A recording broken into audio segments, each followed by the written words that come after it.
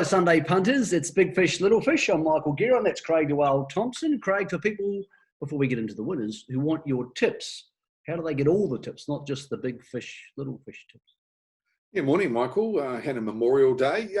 WalesHarness.co.nz, mate. We've got a special going for 3 months at the moment. That winter special's finished, so we've started up another one, and yeah, it's going quite nicely at the moment. Seems a lot of interest in harness race at the moment, so yeah, going well. www.walesharness.co.nz. Feature race of the day. There's actually two meetings of the country today. We'll have a separate little cast later for Cambridge, who race on Sunday. But Hannah Memorial is a big race, Craig, because Self-Assured's there, but he's off the Unruly, so he's going to be giving a start to Classy Brigade and the returning Spankum, who we haven't seen for an awfully long time. First things first, do we trust Self-Assured from a standing start off the Unruly after he behaved like a loony from Barrier 2 last week? I think I do. I thought anywhere but inside draws for this bloke in his last couple of starts, and he just keeps copping one or two, and it's not the place for him to be. Now, in saying that, he still shouldn't be performing like he is, Michael, and that get-up last week was a hell of a lot worse than it was a fortnight ago, where he came back relatively quickly. He never looked like coming back last week. I do believe, though, put on the Unruly, out of the way, with horses in front of him, I do believe he'll step away. Even if it's slowly, I do believe he'll step safely this week. And for that reason, I'll be tipping him to win. Yeah, look, I think he'll win, but I also think Mark will let him be slow away. It's all about regaining confidence this week. And the problem here is that Classy Brigade won't be slow away. He'll step and will almost certainly lead because Spankum won't be fit enough to get in his way. Then you're saying to yourself, do you trust Self-Assured to give Classy Brigade 10 lengths? Well, the one who turned up 2 starts ago, Craig, I do. But I can't take under $2 to find out. So I think he's floating around $1.70, or he was at one stage, and that might go up or down. But I can't take less than $2 because of the factors involved.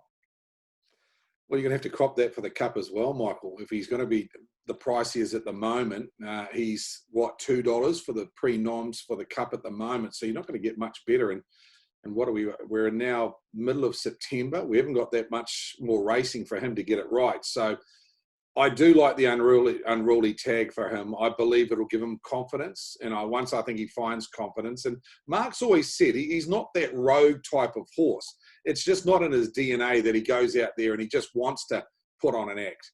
I think once he steps, he never falters. It's that first 50 metres. And I believe with a horse, once they get confidence, they tend to carry that through, Michael. So yeah. I think I'd take the $2 about him. I believe he's the best horse in the race. And I do believe, even if he had to sit outside Classy Brigade for the last lap, I do believe he'd win the race. Probably, yeah, I agree. And also, look, he did step to the lead and win the Auckland Cup, so I'm not saying he's a rogue, but yeah, he's just in a bad funk at the moment. Classy Brigade's got to be a chance. What about Spankum? You've seen the workouts from him. You know how good he is. He ran second in the Cup last year. He won a Miracle Mile.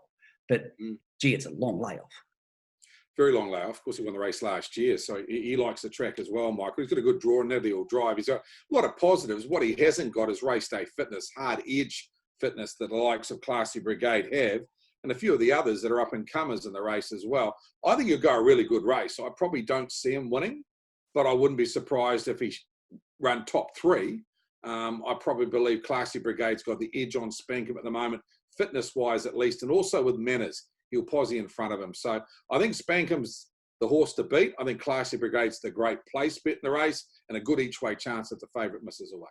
Okay, what about the rest of the day? Because I thought the other race at Oamaru that caught my attention was race 10. Don't Lie to Me versus Yossi, who I know is a horse you got a bit of time for. I think Yossi's a great bet, probably one of the best bets of the day. This horse actually won the Nuggets final, and he's a real up-and-comer. I think John Hay's been very patient with him. Maybe it's a case of going through that COVID period just aligned him to being out longer than they initially thought, because he hasn't raced for an awful long time. Back in January now, we're in the middle of September. But I do believe he's quite a big boy, and I think that time has benefited him. He's a good bet, even from the outside of the front. Yossi in the last. The other cracking bet, I think, is in race number 4. Robert Dunn's got a maiden there that's going to start pretty short and Surface Delight. Goes okay, but I do like Kerala Star. It'll be good value. It's race 4, number 1. Go back and have a look at the race last week where Arden's Ace won the first. It had absolutely no luck. It's dropping out of Addington form into Oamaru form, and it's got barrier 1 over the mobile. I thought for Jimmy Curtin's a nice each-way bet. It's going to be a busy day for harness racing punters on Sunday. And good luck if you're having a bet at Oamaru, because it's great to see them with such high-class horses. Craig will pop back a little bit later on because we also have Cambridge previewed.